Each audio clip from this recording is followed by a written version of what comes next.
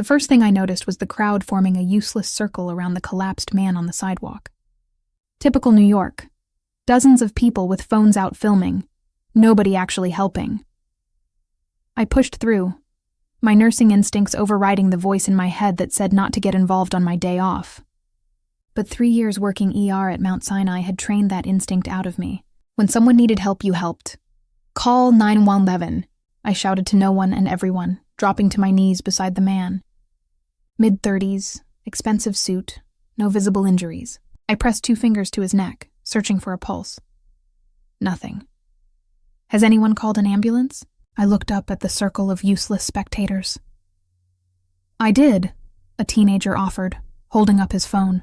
Like 2 minutes ago. 2 minutes was too long. I positioned my hands on the man's chest, lacing my fingers, and started compressions. 30 pumps, hard and fast. Then I tilted his head back, checked his airway, and gave 2 rescue breaths. His lips were cold against mine, his chest unresponsive. I went back to compressions, counting under my breath, sweat already beading on my forehead despite the October chill. Come on, I muttered. Don't you dare die on a sidewalk. Someone in the crowd was narrating for their social media. Oh my God. She's like actually doing CPR. This is crazy. I ignored them, focused entirely on the rhythm. 30 and 2. 30 and 2. My arms burned, my back ached, but I didn't stop. Finally, after what felt like hours but was probably 3 minutes, I felt it, his chest rising on its own, a gasping breath, his body convulsing as life rushed back in. I rolled him into the recovery position as he coughed and sputtered. You're okay. You're going to be okay. Ambulance is coming. His eyes opened, dark, almost black, disoriented and confused. They focused on my face with startling intensity. You, he rasped, his voice rough. You just saved the wrong man. What? I leaned closer. Sir, you need to stay still. You had cardiac arrest. His hand shot out, gripping my wrist with surprising strength for someone who'd been dead 2 minutes ago. Run, he whispered urgently. Before they get here. Run. Before who gets here. Sir, you're confused. That's normal after... Sirens wailed in the distance, growing closer. His grip on my wrist tightened almost painfully. Please. You don't understand what you've done. His dark eyes held mine. And I saw something that made my blood run cold. Genuine fear. Run. Now. Then his eyes rolled back and he passed out again. The ambulance arrived seconds later, paramedics taking over with professional efficiency. I gave them a quick rundown. Approximate downtime, CPR administered, return of spontaneous circulation, then stepped back to let them work.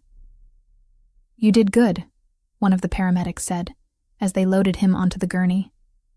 Saved his life. I should have felt proud. Should have felt the satisfaction of a life saved. Instead, his words echoed in my head. You just saved the wrong man. What did that mean? A police officer approached, notebook out. Miss, I need to get your statement. You're the one who performed CPR? Yes, I'm a nurse. I just happened to be walking by. I gave him my information mechanically, my mind still on the man's terrified expression. Did he say anything to you? Before he lost consciousness? I hesitated. Something stopped me from repeating his words. Just confused babbling. He was disoriented. The officer nodded, making notes. We'll need to follow up. You might be called as a witness if there's an investigation into what caused his collapse. Investigation? Guy in a $5,000 suit collapses on the street in broad daylight? Could be drugs, could be foul play. We check everything. He handed me his card. Thanks for your help, Miss Chen. Most people wouldn't have stopped. After he left, I stood on the sidewalk, watching the ambulance disappear into traffic. The crowd had dispersed, the excitement over. Just another Tuesday in Manhattan. I should have gone home. Should have continued my day off. Maybe grabbed the coffee I'd been heading for when this happened. Instead, I found myself thinking about those dark eyes, that desperate grip on my wrist, the fear in his voice. You just saved the wrong man. My phone buzzed. A text from my roommate, Zara. Still on for dinner tonight? I'm making that Thai curry you love. I typed back. Definitely. Home by 6. But as I walked toward the subway, I couldn't shake the feeling that something was wrong, that I'd just stepped into something dangerous without realizing it. I was right. That evening, I was chopping vegetables in our tiny kitchen while Zara commanded the stove, when someone knocked on our apartment door. Loud, authoritative knocking that made us both freeze. "Expecting someone?" Zara asked. "No." I wiped my hands on a towel, moving to the door. Through the peephole, I saw two men in dark suits that screamed either federal agents or mob. In New York, it was honestly hard to tell the difference sometimes. "Miss Maya Chen?" One of them called through the door. My stomach dropped. "Who's asking?" "We need to speak with you about an incident this afternoon." "Please open the door." I looked back at Zara, who mouthed, "Cops?" I shrugged, unlocking the door but keeping the chain on. "Can I see identification?" The man closer to the door held up a badge, but something about it looked wrong. The font wasn't quite right, the photo slightly off. "I'm not opening this door," I said firmly. "If you're really police, you can contact me through official channels." "Miss Chen, this is urgent. The man you saved this afternoon is being treated at a hospital. If you have questions, talk to the doctors." "He's missing," the second man said. "Left the hospital against medical advice. We believe he may try to contact you." "Why would he contact me? I don't even know him." "Nevertheless, if he does, you need to call this number immediately." A business card slid under the door. "For your own safety." "My safety?" "What?" But they were already walking away, their footsteps echoing in the stairwell. I picked up the card. No agency listed, just a phone number. Definitely not official. What the hell was that about? Zara appeared beside me, eyes wide. "I have no idea." I told her about the man on the street, the CPR, his strange warning. He told me I'd saved the wrong man, that I should run. Okay, that's creepy. And now fake cops are at our door? Zara grabbed her phone. "We should call the real police." "And tell them what?" "That I helped someone who then disappeared from a hospital." I stared at the business card. Maybe I should call this number, find out what's going on. Or maybe you should do literally anything except that. Zara took the card from my hand. "Maya, you're the smartest person I know, but sometimes you have zero self-preservation instincts. Mysterious men warn you to run, fake cops show up at your door, and you want to call their number?" She was right. Of course she was right. My phone rang, an unknown number. Against every ounce of common sense, I answered. "Hello? Miss Chen." The voice was male, deep, with an accent I couldn't place. "You performed CPR on a man today. Adrian Volkov. I need to know everything he said to you."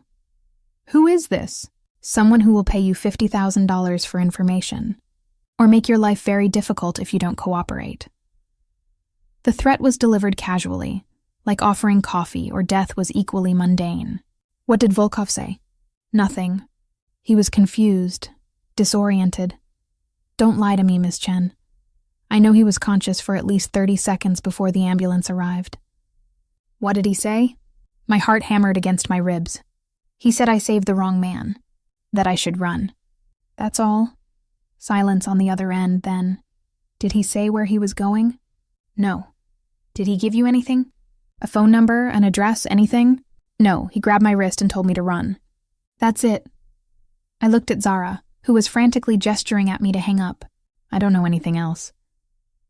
"You should have listened to his advice," the voice said quietly. "You should have run, because now you're involved, whether you want to be or not." The call ended. I stared at my phone, my hands shaking. "Zara, I think I'm in serious trouble." "Yeah, no shit." She was already packing a bag. "We're leaving. Right now. We'll stay at my boyfriend's place until we figure out what to do.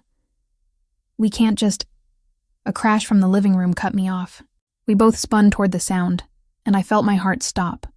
Our window was broken, glass scattered across the floor.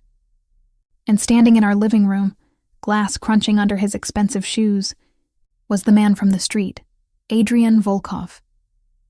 He looked better than he had on the sidewalk, color back in his face, moving with controlled strength, but there was something wild in his dark eyes, desperate. "I told you to run," he said, his accent Russian, I realized now. "Why didn't you listen?" "Because I live here," I managed, trying to sound braver than I felt. "And you're breaking and entering. They'll be here soon." Maybe 5 minutes, maybe less. They know you saved me, which means they think I might have told you something. He moved closer, and I saw he was favoring his left side. Did I tell you anything? Just that I saved the wrong man. You did. You should have let me die. But something in his expression softened. But you didn't, and now I owe you a life debt, which is why I'm here to get you out before they arrive. Before who arrives?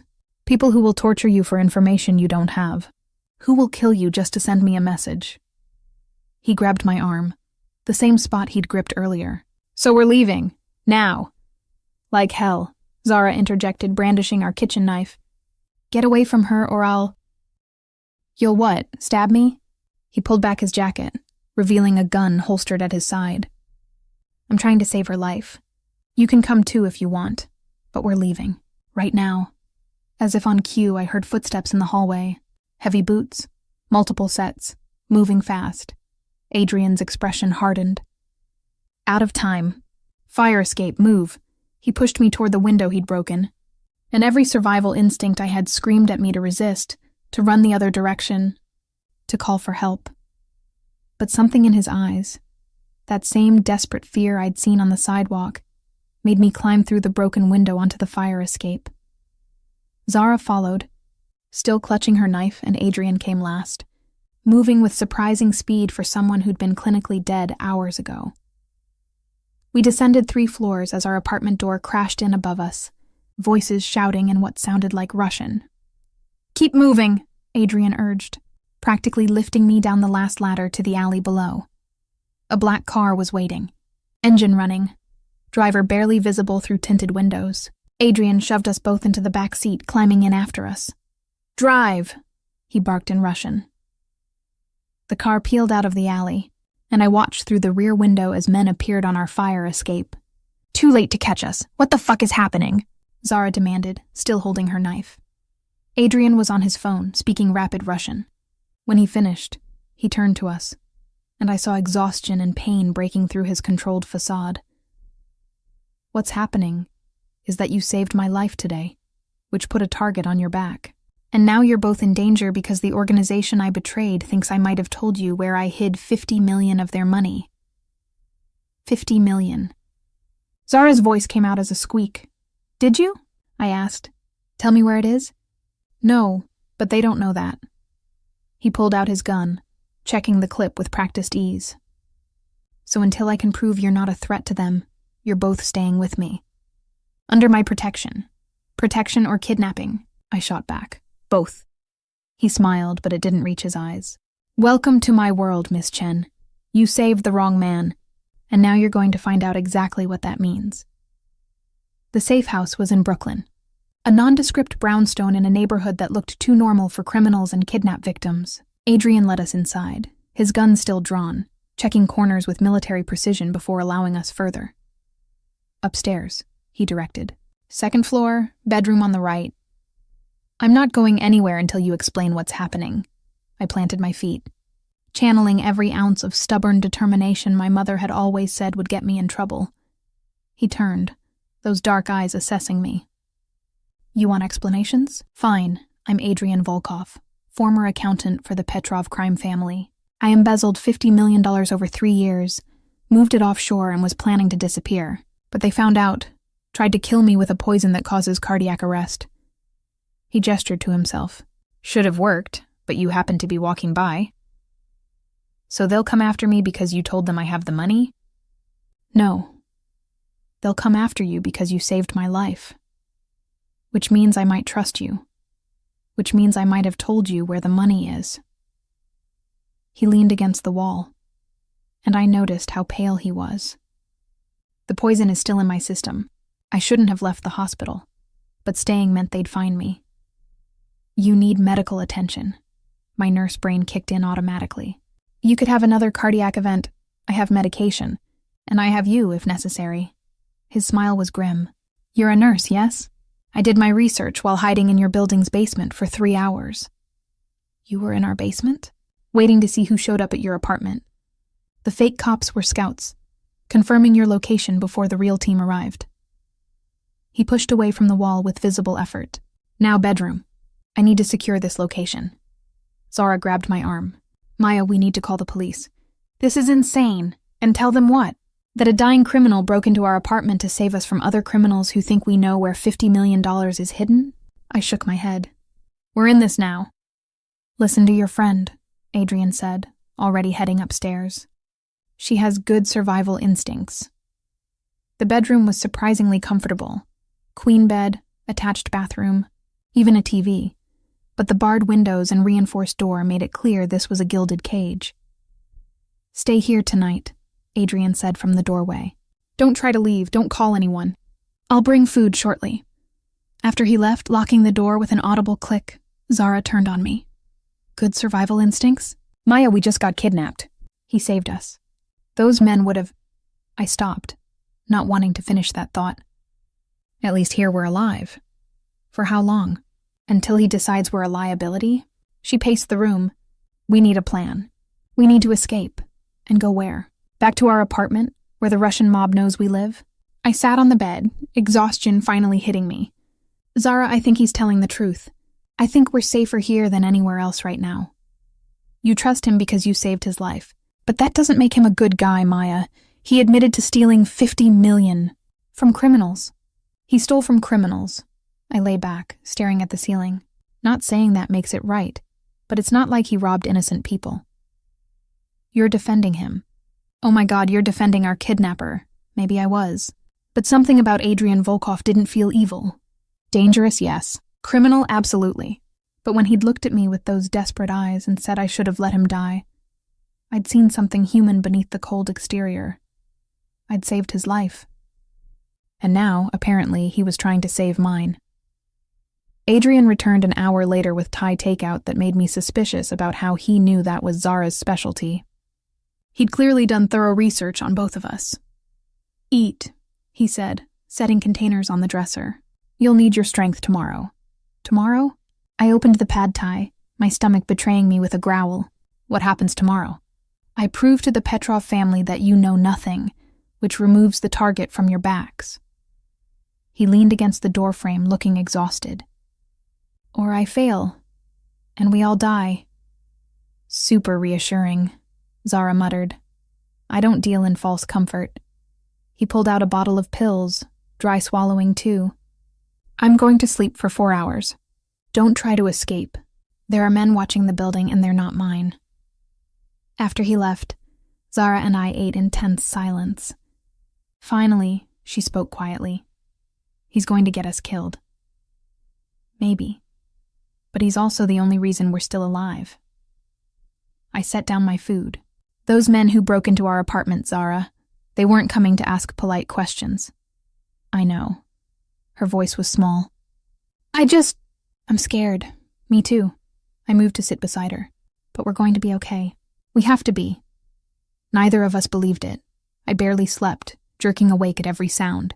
Around 3 a.m., I heard a crash from downstairs. Then voices, angry, arguing in Russian. I pressed my ear to the door, trying to make out what was happening. Footsteps pounded up the stairs. The door burst open, and Adrian stood there, gun in hand, blood trickling from his temple. Get up. We're leaving. Now, what happened? They found us. Out the window onto the roof, move. He grabbed a bag from under the bed, clearly pre-packed for this contingency. Zara and I scrambled to follow as he opened the window, revealing a fire escape that led to the roof. More crashes from below. The sound of men searching getting closer. Adrian went first, then helped us both onto the fire escape. Quietly. Quickly. We climbed to the roof as voices filled the bedroom we'd just left. On the rooftop, Adrian led us across to the next building, then the next, putting distance between us and the safe house that was no longer safe. Finally, on the third building, he stopped. Down through here. He opened a rooftop access door that shouldn't have been unlocked. Stairwell to the street, then we run. Run where? I gasped, my lungs burning from the climb. Somewhere they won't think to look. His dark eyes met mine. Trust me, I did. God help me, I did. We emerged on a different street, the pre-dawn darkness hiding us as we hurried to another waiting car. How many did he have staged around the city? This time, he drove, taking turns seemingly at random, constantly checking mirrors.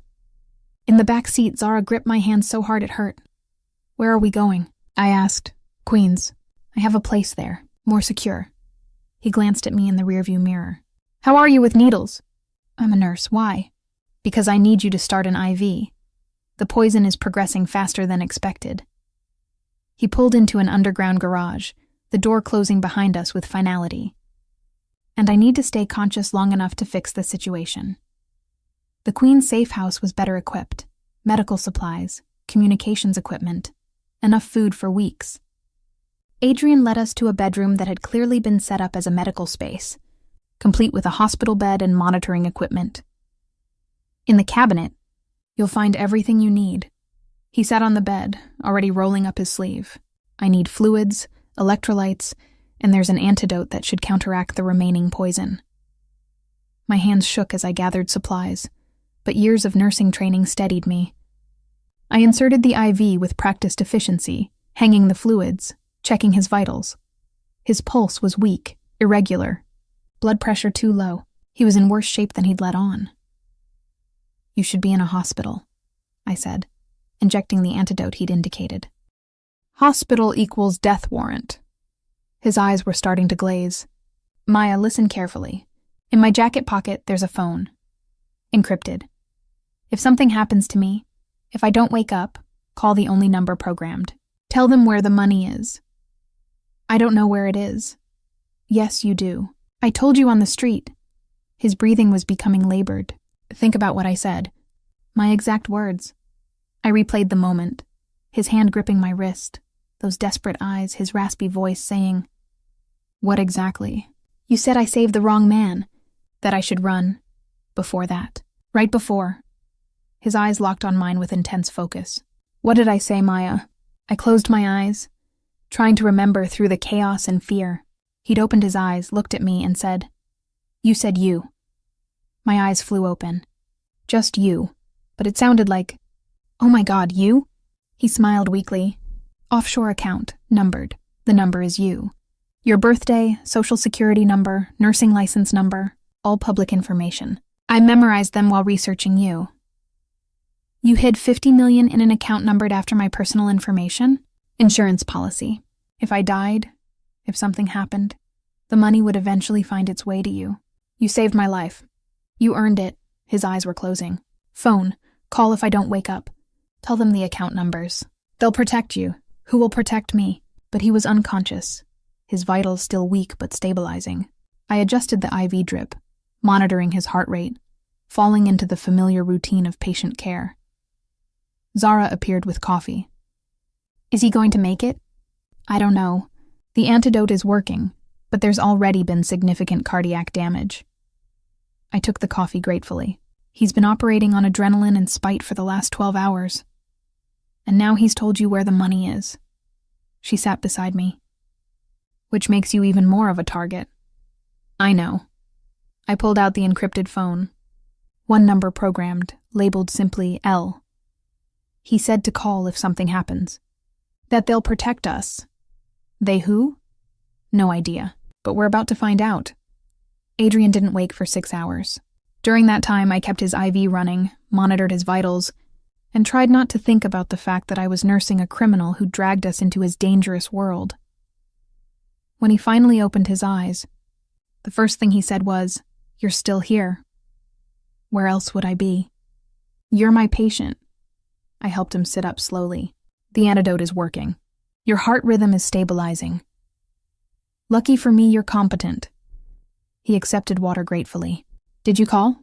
No, you're alive. I pulled out the phone anyway. Who is Elle? My sister. Former Interpol agent, now private security. He took the phone, typing a message. She's been helping me plan this for 3 years. She'll take over if I can't finish what I started. Which is what exactly? Bringing down the Petrov family. The $50 million is evidence as much as theft. Every transaction tracked, documented, connected to specific crimes. He met my eyes. I'm not just a thief, Maya. I'm a whistleblower. And you just became part of the most important case against organized crime in a decade.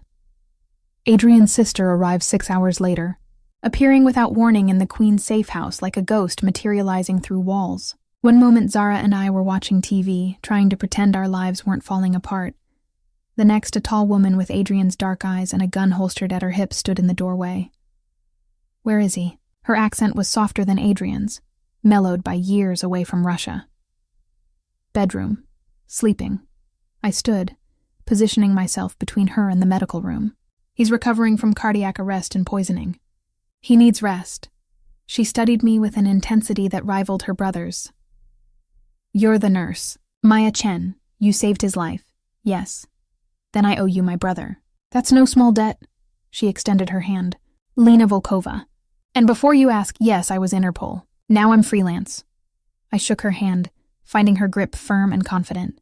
"Your brother said you've been helping him for 3 years. Helping him stay alive while he gathered evidence." She moved past me toward the bedroom. "The Petrov family has killed for less than what he's done. The fact that he's survived this long is a miracle." I followed her, watching as she checked Adrian's vitals with professional efficiency. She'd clearly had medical training. "His heart rhythm is still irregular," she observed. "How long since the antidote?" 8 hours. I've been monitoring him continuously." "Good." She turned to face me fully. "My brother tells me he gave you the account information. That makes you extremely valuable and extremely vulnerable. I didn't ask for this. No one ever does. But here we are." She pulled out a tablet, bringing up files. "I need to know exactly what Adrian told you. Every word. Every detail." I recounted the conversation, watching her expression remain neutral as I explained the account numbers hidden in my personal information. "Clever," she murmured. "Very Adrian. He always did think 10 steps ahead." She closed the tablet. "Here's the situation. The Petrov family knows you saved him. They've put out word that anyone who brings them information about you gets $100,000. Anyone who brings them you gets $500,000.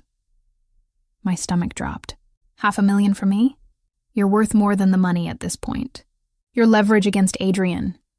She leaned against the wall. "Which is why you're staying here, under guard, until we neutralize the threat."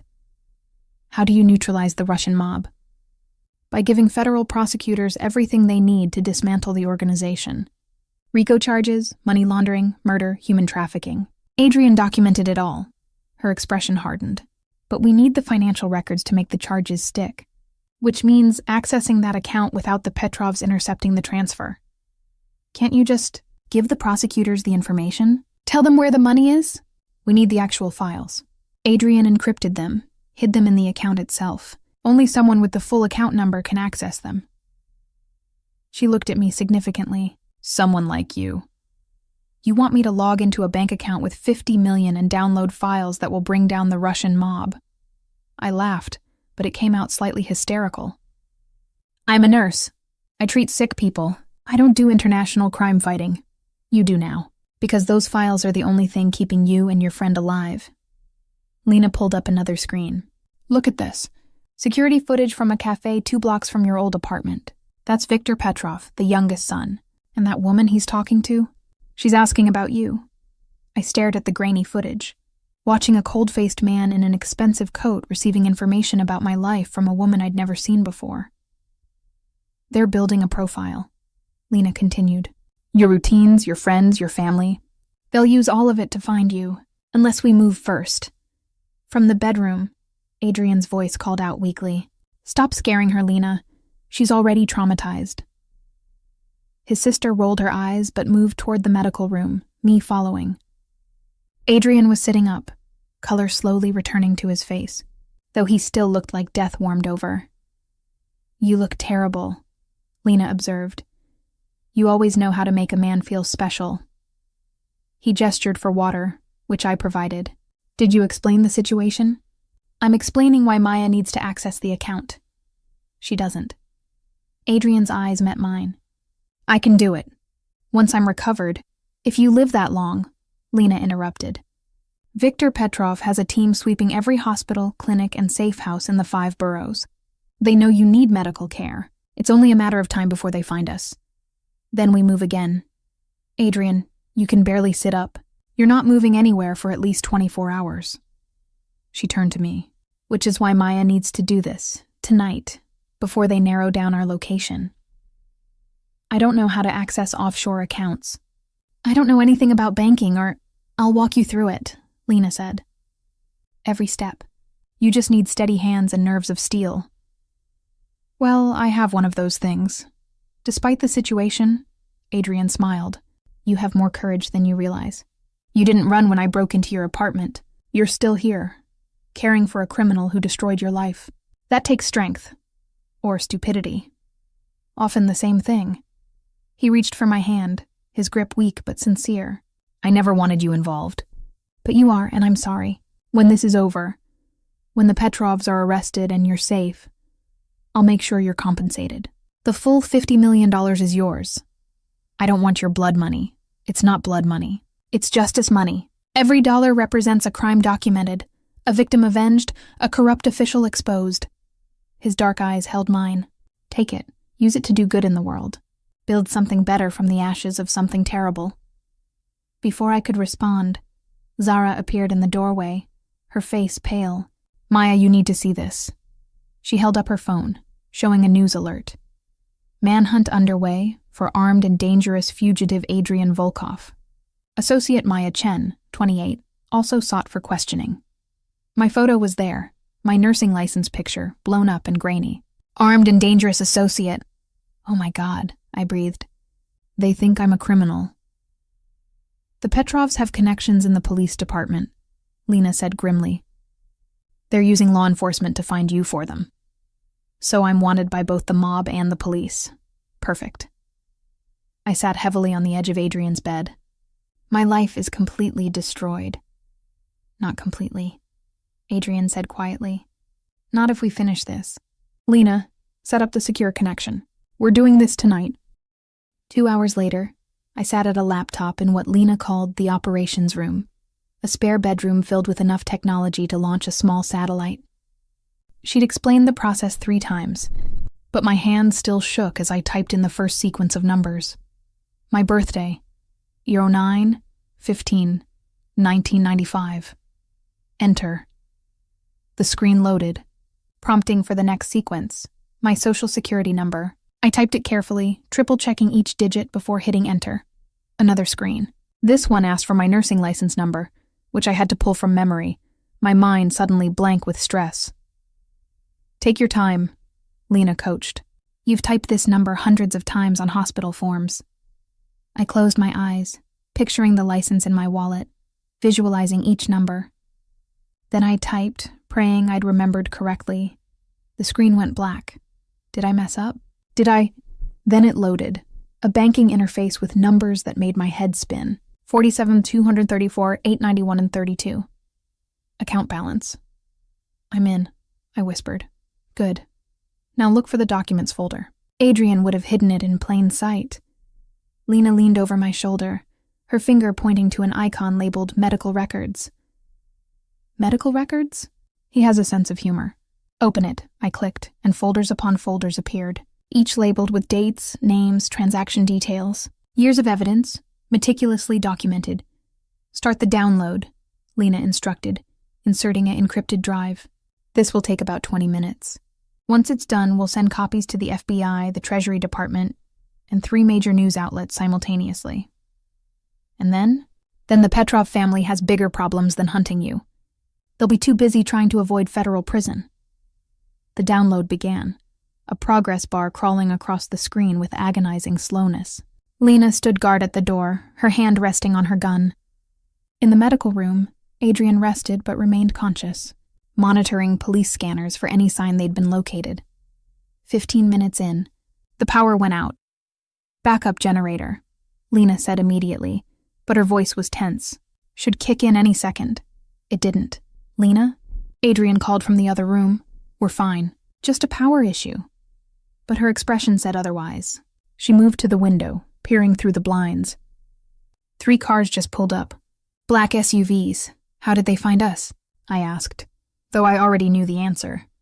They'd been tracking us somehow, waiting for us to access the account so they could trace the connection. Maya, grab the laptop. Zara, with me.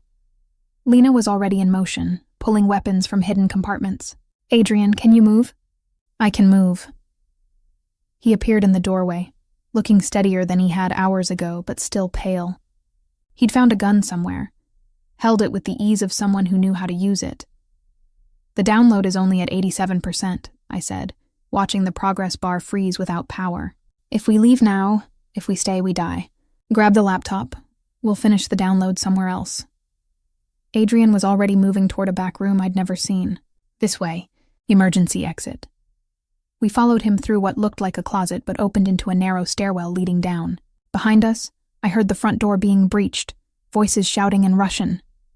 Faster, Adrian urged, though I could see the strain on his face. The exertion was too much too soon.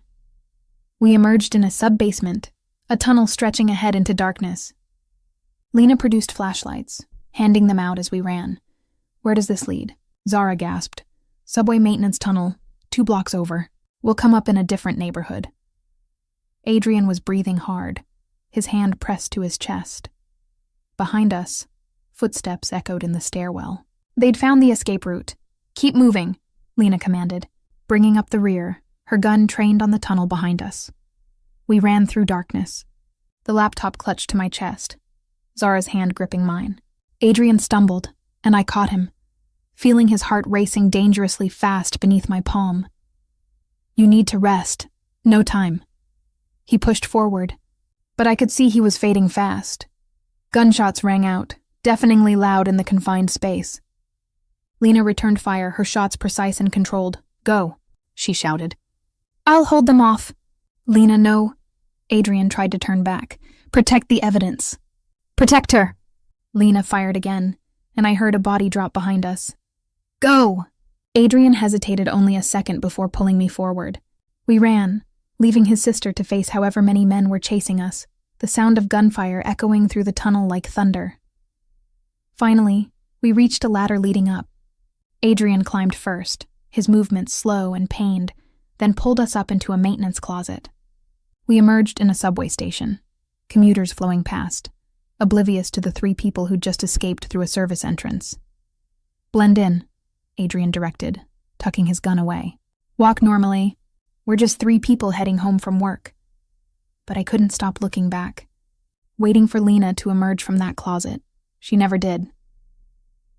We ended up in a cheap motel in Newark, the kind that rented rooms by the hour and didn't ask questions. Adrian paid cash, his hand shaking as he passed bills to the disinterested clerk. The moment we were inside room 247, he collapsed onto the bed, his face gray. Adrian! I dropped the laptop, rushing to check his pulse. Too fast, too irregular. You overdid it. Your heart can't handle this kind of stress so soon after... Lena, he gasped. We have to go back for Lena. She told us to run. She was covering our escape. I pulled out the medical supplies we'd grabbed. Let me start another IV. You're dehydrated and your electrolytes are... My sister could be dead because of me. He tried to sit up, but his body wasn't cooperating. I should have stayed. I should have fought with her. You would have died. We all would have. I inserted the IV with practiced efficiency, my nurse training overriding my own fear and grief. She made a choice.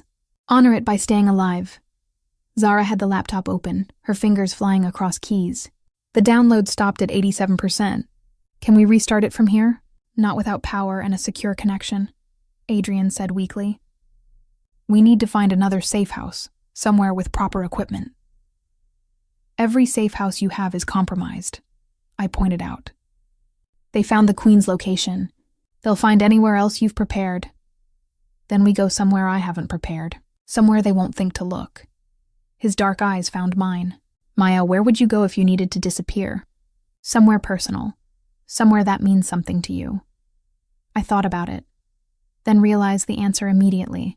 My uncle's cabin, upstate in the Catskills. He died 2 years ago, left it to me in his will. I've never even been there, just paid the property taxes through my lawyer. Perfect. Obscure connection, rural location, probably has power and internet. Adrian struggled to sit up. How far? 2 hours? Maybe 3? I checked my phone, then remembered I'd left it behind at the Queen's safe house, along with everything that could be traced. We'll need a car. I can get us a car, Zara said quietly. She'd been silent since escaping the tunnel, her face pale, her hands shaking. My boyfriend Chris, he has a car. I can call him, ask him to meet us. No calls, Adrian said immediately. They're monitoring everyone connected to you. Friends, family, coworkers, anyone you might reach out to. Then what? We steal a car? Zara's voice was rising, stress finally breaking through. We're not criminals, Adrian. We're just normal people who got dragged into your mess. I know. His voice was soft, genuinely regretful. I know, and I'm sorry. If I could undo it. If I could have died on that sidewalk and left you both safe. But you didn't die, I interrupted. And we're here and we need to deal with reality. So how do we get a car without getting caught? Adrian was quiet for a moment, then... We rent one. Different name, different location. I have identification that's clean, cards that aren't traced to my real identity. More fake IDs? How many do you have? Enough to survive. He closed his eyes, exhaustion pulling at him. But I need a few hours. The IV, the medication, I need to stabilize before we move again. I checked his vitals. He was right. His heart rate was still dangerously high, his blood pressure dropping. Moving him now could trigger another cardiac event. 4 hours, I said firmly. You rest, let the medication work. Then we go. While Adrian slept fitfully, Zara and I sat in the motel's dingy bathroom, the only place we could talk without waking him. We should leave, Zara whispered. While he's asleep. Just run. And go where? They have my photo on the news, Zara.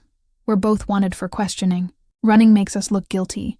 We are guilty. We helped a criminal escape custody. Her eyes were wild. Maya, his sister, might be dead. People are dying because of us. People are dying because the Petrov family are murderers, I corrected. We didn't start this. We just got caught in it. So what's your plan? Hide in a cabin and hope it all goes away? My plan is to finish what Lena died trying to protect. We download the rest of those files, we send them to the FBI, and we end this. I grabbed her shoulders. Zara, I know you're scared. I'm terrified too, but running won't save us. Only finishing this will. You sound like him, like Adrian. She pulled away. You're starting to think like a criminal. Maybe I was. But I was also thinking like a survivor. 3 hours later, Adrian's vitals had stabilized enough to risk moving. He looked better. Color in his face, steadier movements. But I could see the grief weighing on him. He kept checking his phone, hoping for word from Lena that never came. She might have gotten away, I offered as we prepared to leave. She didn't. His voice was flat. If she'd escaped, she would have signaled by now. We had protocols. I'm sorry. She knew the risks. We both did. He pocketed the phone. She'd want us to finish this. To make her sacrifice mean something. The car rental went smoothly. Too smoothly. Adrian used the name Marcus Webb, complete with driver's license and credit card. The clerk barely looked at him, more interested in her phone than the transaction. We drove north as the sun set, taking back roads to avoid tolls and traffic cameras. Adrian insisted on driving despite my protests, his hands steady on the wheel, his eyes constantly checking mirrors. Tell me about your uncle, he said after an hour of silence. The one who left you the cabin. Uncle James. My mom's brother. He was kind of the family eccentric, lived alone in the mountains, painted watercolors, taught himself carpentry. I smiled at the memory. He used to send me postcards from random places, always with some weird philosophical quote on them. Sounds like a good man. He was. When I came out to my parents as bi, he was the only one who didn't make it weird. Just sent me a postcard that said, "Love is love is love," with a rainbow he'd painted. My throat tightened. He died of a stroke, alone in that cabin. They didn't find him for 3 days. And you inherited it but never visited? Couldn't face it. Kept meaning to, but work was always too busy. And then David happened and... I trailed off. I guess I was afraid of seeing the place he loved empty. Maybe it won't feel empty, Adrian said quietly. Maybe it will feel like he's still there, in the walls and the trees, waiting to meet you finally. The sentiment, coming from a man who'd killed someone in cold blood just days ago, caught me off guard. That's surprisingly poetic for a criminal. I read a lot in prison. Dostoevsky, Tolstoy, Nabokov. The Russians understand suffering and redemption better than anyone. He glanced at me. You think I'm just a criminal, a bad man who corrupted 2 innocent women? I think you're complicated. That's generous. A pause. For what it's worth, I didn't start out planning to become this. I was just an accountant who noticed discrepancies, money disappearing, bodies piling up, and no one doing anything because the Petrovs own half the police department. His hands tightened on the wheel. I tried going through proper channels. I reported what I found. Know what happened? Nothing? Worse than nothing. The detective I reported to was on Petrov's payroll. They came after my family. Killed my parents, tortured my sister. She survived, but she was never the same. He was quiet for a moment, so I decided if the law wouldn't stop them, I would. I went to work for them directly, gained their trust, and spent 3 years documenting every crime, every payoff, every murder, building a case that even corrupt officials couldn't ignore, and stealing $50 million in the process. That part was personal. They took my family, I took their money. He smiled grimly. I'm not a hero, Maya, but I'm not a monster either. I'm just a man who decided he'd rather die fighting than live in fear. We reached the cabin around 11 p.m. It was exactly as I'd imagined.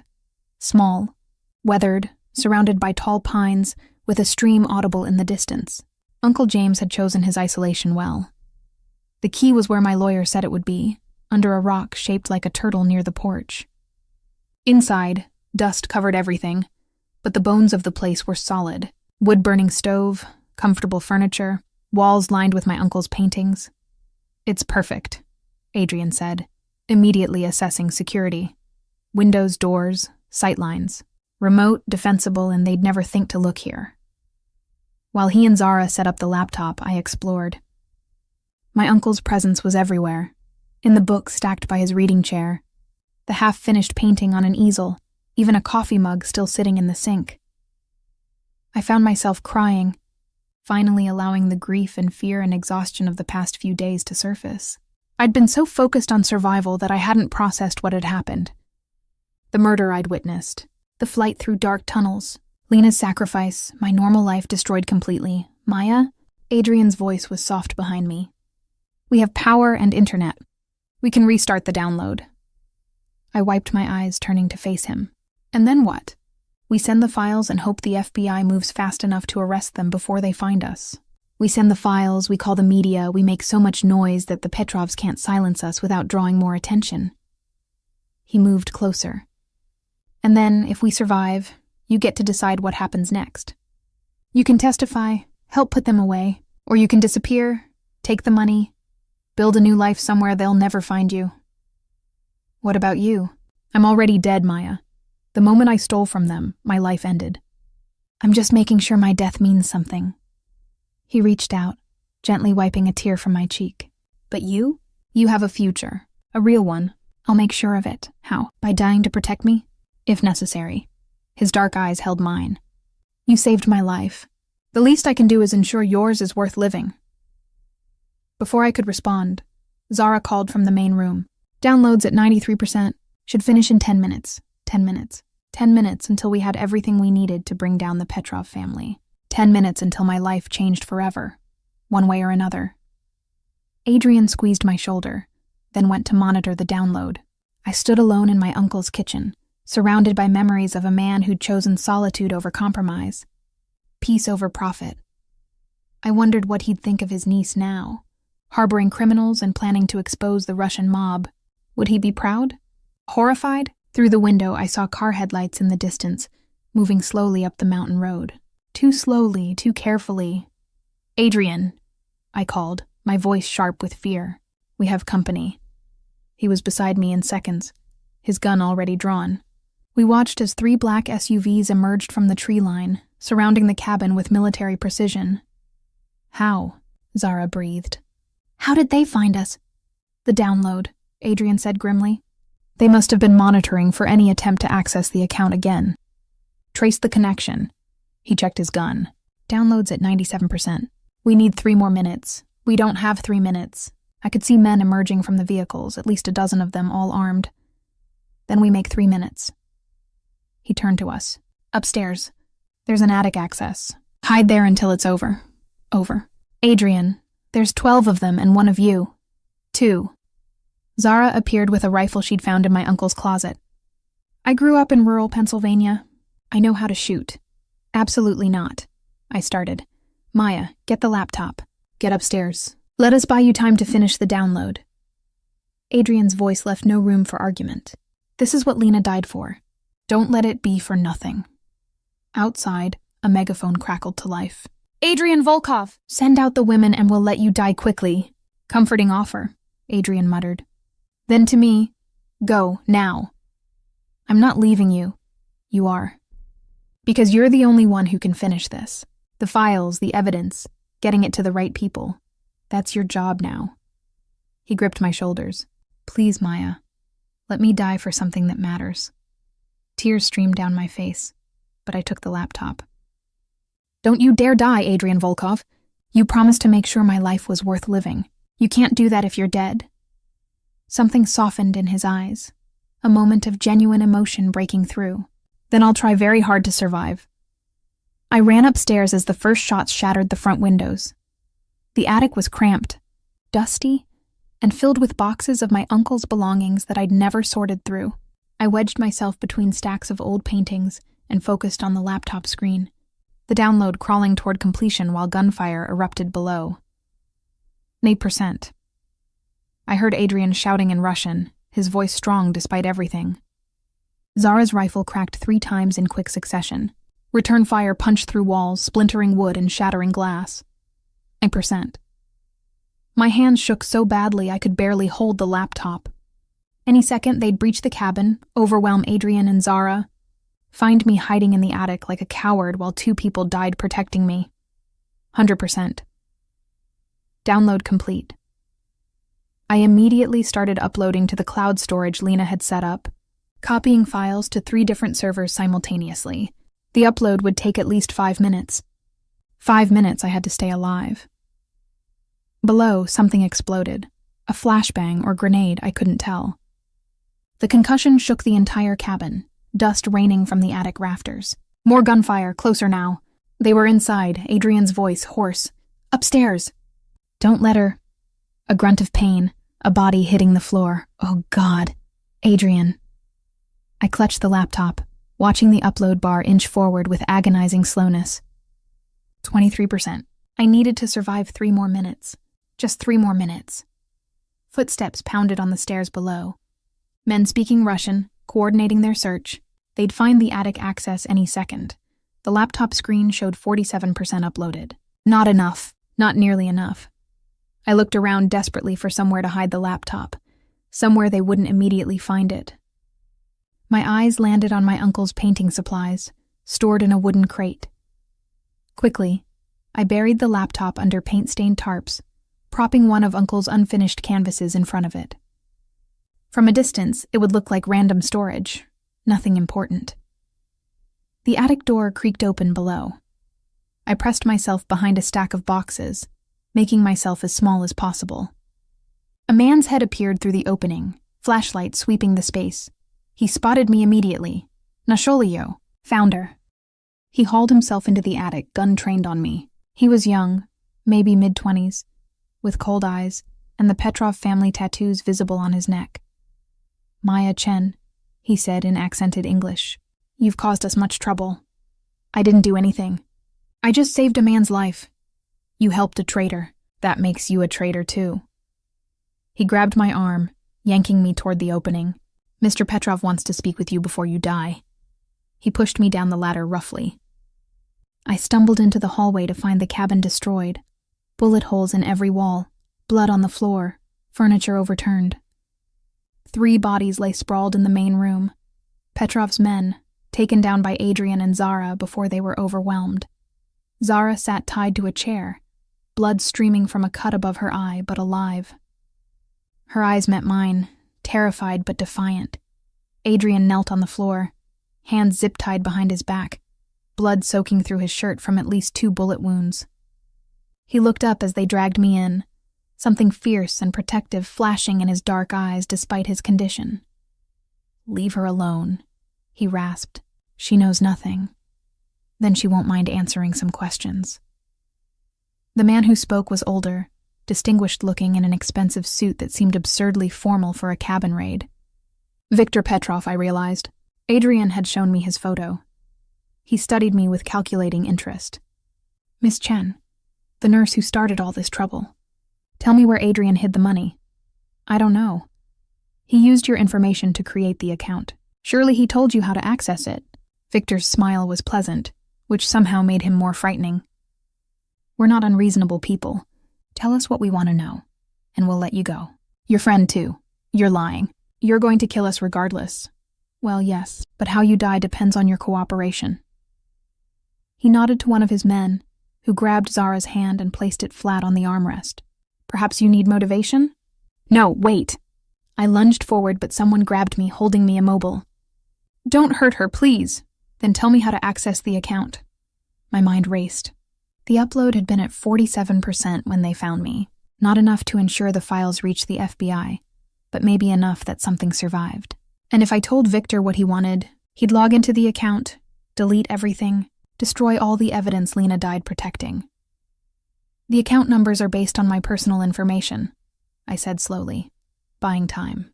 Birthday, social security number, nursing license. But they have to be entered in a specific sequence. If you get it wrong 3 times, the account locks permanently. Then you'll enter them yourself. Victor gestured, and someone produced a laptop, setting it on the overturned coffee table. Show me. They untied one of my hands, keeping the other secured. I sat at the laptop, my fingers hovering over keys, my mind calculating odds and options. If I logged in, gave him access, he'd have everything. But if I deliberately entered it wrong, locked the account, the evidence would be inaccessible to everyone, including the FBI. Unless the upload had finished. Unless enough files had reached the servers before they found me, I had to believe they had. Had to trust that those 3 extra minutes Adrian and Zara had bought me were enough. I typed in the first sequence. My birthday, but wrong, transposing 2 numbers. The screen flashed red. Incorrect. 2 attempts remaining. Victor's expression hardened. That was a mistake. I'm nervous. You're pointing guns at me. I let my voice shake, which wasn't difficult. Let me try again. You have 1 more mistake before I start removing your friend's fingers. Choose carefully. I typed again, this time entering my actual birthday, but using the wrong social security number for the second sequence. Red screen. Incorrect. 1 attempt remaining. Last chance, Miss Chen. Victor's hand rested on Zara's shoulder, and she whimpered, tears streaming down her face. I looked at Adrian. He was watching me intently, and I saw understanding in his eyes. He knew what I was doing, knew I was about to lock the account permanently, gambling everything on an upload that might not have finished. He gave the smallest nod. Do it. I typed in completely random numbers for the final sequence. Account locked. Contact administrator to reset access. For a moment, Victor just stared at the screen. Then he moved with shocking speed, his fist connecting with my face hard enough to knock me from the chair. Pain exploded through my jaw, blood filling my mouth. You stupid girl. Do you have any idea what you've done? Protected evidence that will put you in prison. I spat blood, my head ringing. Files are already uploaded. Already sent to the FBI Treasury Department, 3 major newspapers. You're finished. You're bluffing. Am I? I forced myself to smile through the pain. Check your accounts. Your shell corporations. Everything Adrian documented is in federal hands by now. You came here for nothing. Victor's face went white, then red with rage. He grabbed his phone, barking orders in Russian. One of his men rushed to a laptop, typing frantically. Minutes passed. Victor's expression grew darker with each passing second. Sir, his tech person said quietly, the files have been sent. Multiple locations, multiple recipients. It's everywhere. Delete them. By the journalists, threaten the FBI contacts. Sir, it's already public. Someone posted the files to WikiLeaks. They're downloading them everywhere. We can't contain it. Victor went completely still. Then he turned to Adrian, pulling out a gun. This is your fault. All of it. He pressed the gun to Adrian's head. You destroyed my family's empire. Decades of work, gone. Because you couldn't mind your own business. Your empire was built on murder and slavery, Adrian said calmly, despite the gun at his temple. I just exposed what you really are. And now you'll die knowing it accomplished nothing. Because I'm going to kill everyone you protected, starting with her. Victor swung the gun toward me. Everything happened at once. Adrian threw himself forward despite his zip-tied hands. Shoulder-checking Victor's legs, the gun fired, the bullet passing inches from my head and shattering a window. Zara screamed, and from outside, a megaphone crackled. FBI, this is a raid. Drop your weapons and exit with your hands raised. Victor's men scattered, some running for exits, others raising weapons to fight. Adrian rolled toward me, his shoulder connecting with my legs, knocking me behind the overturned couch as gunfire erupted from multiple directions. Federal agents swarmed through doors and windows, tactical gear and assault rifles overwhelming Petrov's men within seconds. It was chaos, shouting, gunfire, bodies hitting floors, then silence. A female agent appeared, helping me up. Maya Chen? Are you injured? I'm okay. I looked around frantically. My friend Zara and Adrian were securing the scene. Medical is en route. She guided me toward the door. You're safe now. The files. Did you get the files? We got everything. Treasury, FBI, Interpol, NYPD. Everyone's been getting data dumps for the past hour. Biggest leak of organized crime documentation in history. She smiled slightly. You did good. Outside, the scene was surreal.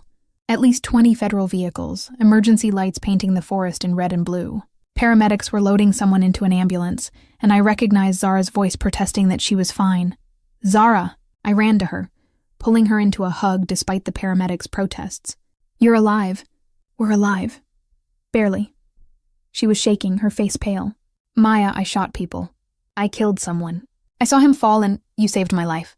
You bought me time to finish the upload. I squeezed her hands. We did it. It's over. But it wasn't over. Not yet. I found Adrian being loaded into a different ambulance, his condition critical. I pushed past agents, climbing in beside the gurney. Miss, you can't... A paramedic started. I'm a nurse, and he's my patient. I looked at Adrian, his eyes barely open. Stay with me. You promised you'd make my life worth living, remember? Did we win? His voice was barely a whisper. We won. Files are everywhere. Victor's arrested. Lena's sacrifice meant something. Good. His hand found mine. Grip weak. Maya, the money. Account's locked, but I have backup access. It's yours, all of it. Use it well. I'll use it to pay your bail. Get you a good lawyer. He smiled, blood on his teeth. Always the optimist. The ambulance doors closed, sirens wailing as we raced toward the hospital. I held his hand the entire way, monitoring his vitals, talking to him about anything and everything to keep him conscious. Why did you do it? I asked. Risk everything to expose them? Because someone had to. His eyes met mine.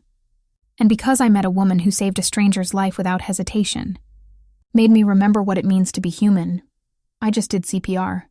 You did more than that. You saw someone dying and refused to let them go. Even when he warned you away, even when it meant danger, you stayed. His grip tightened slightly. That's not just medical training. That's goodness, real goodness. The kind that makes me want to be better than what I was. Then stay alive and be better. The world needs more good people, even former criminals. He laughed, then coughed, blood flecking his lips. The paramedic shot me a worried look. BP's dropping, she said. We need to move faster.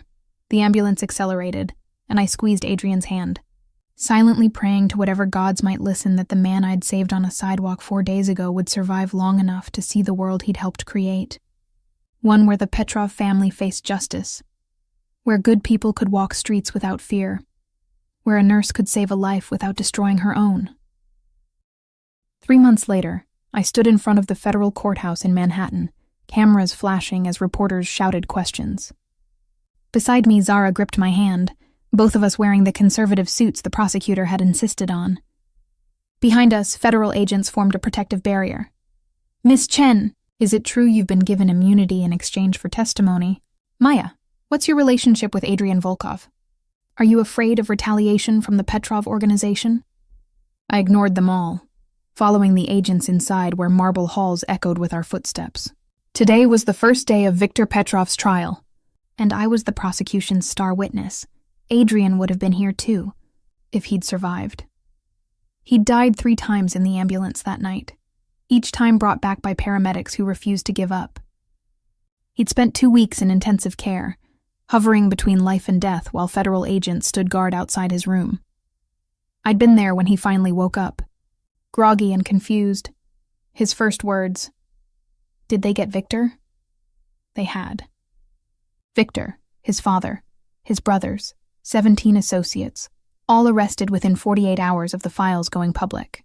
The evidence Adrian had compiled was overwhelming. Even corrupt officials couldn't ignore it. Adrian had spent another month recovering before being transferred to a federal facility. Not a prison exactly, but not freedom either. He was a cooperating witness. His fate depended on how useful his testimony proved to be. I hadn't seen him since the transfer. The prosecutor said contact between witnesses could compromise the case. But he'd sent one message through his lawyer, a bank account number and a note that said simply, "Use it well. The $50 million. Somehow, despite the locked account and federal seizure of Petrov assets, Adrian had ensured the money found its way to me. His final insurance policy, executed from behind bars. The prosecutor, a sharp woman named Catherine Rodriguez, met us in a conference room. "You both ready? It's going to be intense in there. Defense will try to paint you as accomplices, willing participants in Adrian's schemes. Let them try," Zara said firmly. She'd changed in 3 months, harder, more focused. The woman who'd been terrified in the cabin had been replaced by someone who'd stared down death and refused to blink. "We're telling the truth. That's all that matters." "The truth is, you helped a fugitive evade capture," Rodriguez countered. "I've built a narrative that explains your actions as victims under duress, but you need to maintain that narrative. No sympathy for Adrian Volkov. No suggesting his cause was just. He's a criminal who endangered civilians. Understand?" I understood, but I didn't agree. The courtroom was packed. Media, victims' families, curious onlookers drawn to the trial of the decade. Viktor Petrov sat at the defense table in an expensive suit, looking more like a CEO than a mob boss. His eyes found mine, cold and promising violence. I didn't look away. The trial lasted 6 weeks. I testified for 3 days, walking the jury through everything, performing CPR, Adrian's warning, the break-in at my apartment, the escape, the cabin. Rodriguez painted me as an innocent nurse caught in circumstances beyond her control. Victor's defense attorney painted me as Adrian's accomplice and lover, implying I'd known about the money laundering all along. "Isn't it true," he asked during cross-examination, "that you continued to treat Mr. Volkov despite knowing he was a wanted fugitive?" "I'm a nurse. I don't stop treating someone because they've committed crimes." "But you went beyond treatment. You hid him, helped him evade capture, actively participated in his schemes. I participated in staying alive. Viktor Petrov's men threatened to torture and kill me. Adrian Volkov protected me." I looked directly at the jury. "Was he a criminal?" "Yes. But he was also the only thing standing between me and people who wanted to hurt me for witnessing their crimes. Crimes you only witnessed because you chose to get involved. I performed CPR on a dying man. That's not getting involved. That's being a decent human being." The exchange went on for hours, the defense attorney trying to break me refusing to break. Finally, Rodriguez objected enough times that the judge called for recess. In the hallway, I found Zara crying in the bathroom. "I can't do this." When they asked about shooting those men, about killing someone, "Maya, I see his face every night. The man I killed. I can't stop seeing him." "I know." I held her while she sobbed. "But you protected me. You saved my life. That man was trying to kill us. Does that make it okay? Does it? No, it never makes it okay. But it makes it necessary." I pulled back to look at her. "Zara, you're the strongest person I know. You were a graphic designer who'd never touched a gun, and you stood up against trained killers to protect your best friend. That takes courage I can't even imagine." She wiped her eyes. "They're going to put me on the stand tomorrow. And you're going to tell the truth. That we were ordinary people caught in extraordinary circumstances, who did what we had to do to survive." She did. Her testimony was raw, honest, breaking down multiple times as she described the fear, the violence, the impossible choices we'd faced. The jury was riveted. Victor's defense tried to discredit her, to paint her as a willing participant. But Zara's genuine trauma was impossible to fake. By the time she stepped down, even Victor's lawyer looked uncomfortable. Then came Adrian's testimony, delivered via video link from his secure facility. I hadn't seen him in 3 months, and the change shocked me. He'd lost weight, his face more angular, shadows under his dark eyes. But he was alive, healing. He walked the jury through his 3 years of documentation, explaining each file, each transaction, each crime in meticulous detail. His testimony lasted a week, the defense unable to shake his credibility because every claim was backed by documented evidence. When Rodriguez asked why he'd risked everything to expose the Petrovs, Adrian's answer was simple: because someone had to, and because I met people worth protecting. People who reminded me that not everyone in this world is corrupt. Some people still believe in doing the right thing, even when it costs them everything. His eyes found mine through the video screen, and I felt the weight of his words. He was talking about me, about saving his life, about refusing to abandon him even when it would have been safer. The verdict came down on a Friday afternoon. Guilty on all counts. Viktor Petrov and his associates would spend the rest of their lives in federal prison. The organization their family had built over 3 generations was dismantled, their assets seized, their network destroyed. We'd won. Outside the courthouse, reporters swarmed again. This time, I stopped to make a statement. 3 months ago, I performed CPR on a stranger having cardiac arrest. That decision changed my life in ways I never could have imagined. I witnessed crimes, faced danger, and learned that the world is far more complicated than good guys and bad guys. I took a breath. Adrian Volkov is a criminal. He stole money, broke laws, and put people at risk. But he also exposed an organization responsible for countless deaths, for trafficking, for corruption that reached the highest levels of power. He's not a hero, but he's not a monster either. He's a complicated man who made complicated choices in an impossible situation. So you're defending him? A reporter called out. I'm saying the world isn't black and white. Adrian saved my life. I saved his. And together, we helped bring down people who were truly evil. That has to count for something, later. At the apartment Zara and I had rented in Queens, paid for with a small fraction of the $50 million. Because I'd decided to accept it after all, I finally allowed myself to process everything that had happened. We'd survived. Against all odds, despite impossible circumstances, we'd survived. Zara was seeing a therapist for PTSD, working through the trauma of that night in the cabin. She'd quit her graphic design job and was studying criminal justice, talking about becoming a victim's advocate.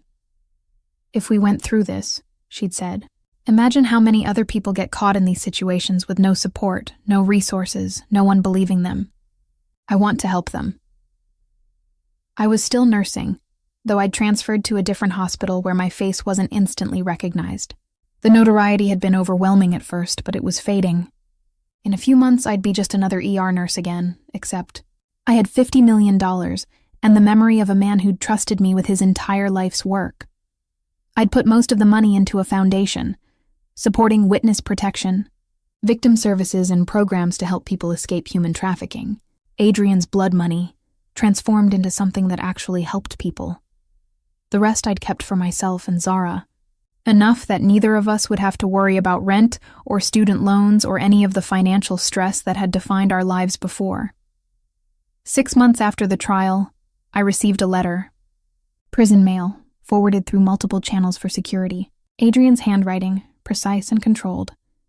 Maya, by now you've heard I'm being transferred to a minimum security facility in Oregon. Part of my plea deal. Full cooperation in exchange for reduced sentencing and eventual parole eligibility. I'll serve 10 years, maybe 8 with good behavior. I've been told you use the money to start a foundation, that you're helping people who've been caught in situations like ours. I can't tell you what that means to me, that something good came from all the darkness. You asked me once why I did it, why I risked everything to expose the Petrovs. The truth is, I did it for revenge at first. They killed my family. I wanted to kill their empire. But somewhere along the way, it became about more than that. It became about you, the woman who saved a stranger without hesitation, who chose courage over safety, who protected others even when it endangered herself. You reminded me that goodness exists, that not everyone is corrupt or corrupted. I'm writing to say thank you. For saving my life, yes, but more than that, for saving my soul, for showing me that redemption is possible, that one person can make a difference, and to tell you that when I get out, if I get out, I'd like to help with your foundation. If you'll have me, a criminal trying to make amends, working alongside the woman who taught him what it means to be human. Think about it. You have 8 years to decide. Yours in gratitude, Adrian. I read the letter 3 times, tears streaming down my face. Then I sat down and wrote back, Adrian, 8 years is a long time. A lot will change. I'll change. You'll change. The world will change. But some things won't. I'll still be a nurse, still trying to help people who need it, still believing that everyone deserves a chance at redemption, even criminals who've made terrible choices. When you get out, come find me. We'll talk about the foundation, about the future, about what comes next. I can't promise anything more than that. But I can promise I'll listen. You saved my life too, you know. Not just from the Petrovs, but from a life lived small and scared. You showed me I was braver than I thought, stronger than I believed, capable of more than I imagined. We saved each other. And maybe that's what redemption really is. 2 broken people helping each other become whole. See you in 8 years. Maya, I mailed the letter through the same secure channels, then went to work. There were patients to treat, people to help, a life to live. I'd performed CPR on a stranger on a street, and he'd whispered that I'd saved the wrong man. But he'd been wrong. I'd saved exactly the right man. The one who'd expose corruption, protect the innocent, and remind me that heroes and villains aren't as different as we'd like to believe. We're all just people, making the best choices we can with the information we have. Some of those choices are good, some are terrible, but they're all human. And maybe, just maybe, that's enough. 8 years later, on a crisp October morning, I was opening the doors to the Maya Chen Foundation's new headquarters when a familiar voice spoke behind me. Hello, Maya. I turned, and there he was, Adrian Volkov, older, grayer, but with the same dark eyes that had looked at me on a sidewalk and changed both our lives forever. You're early, I said, my heart racing. Parole isn't for another month. Good behavior. And a very convincing argument from my parole officer about my rehabilitation potential. He smiled, and it reached his eyes this time. I kept my promise. I'm here to help. If you'll have me, I looked at him, ex-criminal, whistleblower, the man who'd saved my life by destroying his own. The man I'd saved right back. Welcome to the team, I said, extending my hand. He took it, his grip warm and sure. Thank you for giving me a second chance. Thank you for earning it. We walked into the building together, ready to help others find their own second chances. 2 people who'd been brought together by a moment of crisis, separated by consequence, reunited by choice. I'd performed CPR on a stranger and saved the wrong man, but in the end, he'd been exactly right.